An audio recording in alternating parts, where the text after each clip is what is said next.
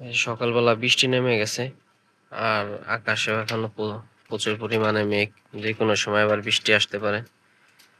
তো বৃষ্টি আসলে হয় কি, সবথেকে কষ্ট হয় ওদের। কারণ ওদের আমি তেমন একটা বাসস্থানের ব্যবস্থা করে দিতে পারিনি। শুধু উপরে আমার কাছে কিছু পুরাতন টিন ছিল, সেই পুরাতন টিন দিয়ে ছাউনির ব্যবস্থা করে দিছি যাতে হালকা বৃষ্টি আসলে ওরা না ভিজে। তো আপনারা জানেন যে ছাগল মূলত একটু শুকনো স্থান আর উঁচু স্থানে থাকতে বেশি স্বাচ্ছন্দ্য বোধ করে।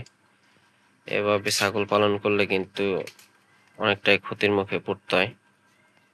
তো মূলত হয়েছে কি, যে আমরা আগে যে ছাগল পালন করতাম একটা দুইটা করে, সেটা এই ঘরের ভিতর রাখতাম। তো এই ঘরের সব কাঠখুটি সবকিছুই নষ্ট হয়ে যাওয়ার কারণে আর আমরা সে সময় ছাগলও বিক্রি করে দিই, যে কারণে আর ছাগল কিনা হয় নাই, আর ছাগল পালনও করতে পারিনি, আর এই ঘরও ঠিক করতে পারিনি। তো পরবর্তীতে আমাদের কাছে কিছু টাকা ছিল, আমরা হঠাৎই ডিসিশন নিই যে কি এই টাকাতে কিছু ছাগল কিনে রাখি। সেই সময় একটা ছাগল মনে হয় কম কিনে ওদের বাসস্থানের ব্যবস্থা করলে মনে হয় সব থেকে বেশি বেটার হইতো। এখন আমি এটা ফিল করতেছি। তো সেই সময় যদি ওদের একটা ঘর তৈরি করতাম, তাহলে আজকে এই সমস্যাটা অন্তত পক্ষে আমার পড়তে হইতো না। তো ইনশাল্লাহ আপনারা দোয়া করবেন যেন খুব শীঘ্রই ওদের জন্য সুন্দর একটা বাসস্থানের ব্যবস্থা করে দিতে পারি, আর এই সমস্যাটা যেন দ্রুতই সমাধান হয়ে যায়। তো আপনাদের সকলের কাছে দোয়া এবং ভালোবাসা চাই।